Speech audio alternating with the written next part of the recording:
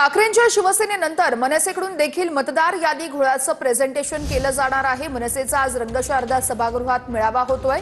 आजच्या मेळाव्यातून राज ठाकरेंकडून लावरेतो व्हिडिओ करत मोठे खुलासे केले जाऊ शकतात। आज मनसेच्या पदाधिकाऱ्यांचा संध्याकाळी 5च्या सुमारास मेळावा असेल।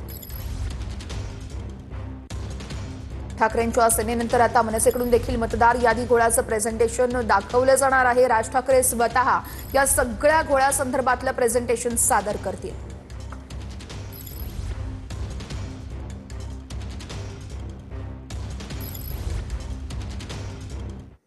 तर 1 नोव्हेंबरच्या सत्याच्या मोर्चा संदर्भात विरोधकांची थोड्याच वेळात बैठक असणार आहे। प्रकृती अस्वस्थतेमुळे संजय राऊत मात्र बैठकीला उपस्थित राहणार नाहीयेत। यशवंतराव चव्हाण सेंटरमध्ये थोड्याच वेळात बैठकीचं आयोजन करण्यात आलेलं आहे।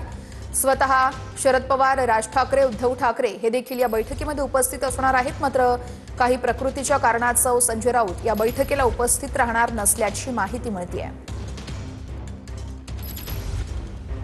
या घडीची सगळ्यात मोठी बातमी आदित्य ठाकरे यांचं मुख्यमंत्री फडणवीसांना पत्र आहे। बीडीडी चाळ पुनर्विकास प्रकल्पासंदर्भातलं हे पत्र देण्यात येत आहे। रहिवाशांना दिल्या जाणाऱ्या भाडे रकमेमध्ये वाढ करण्यासाठी आदित्य ठाकरेंनी हे पत्र लिहिलंय। सर्व रहिवाशांना भाड्याकडून 40,000 भाडं देण्याची विनंतीही केली जाते।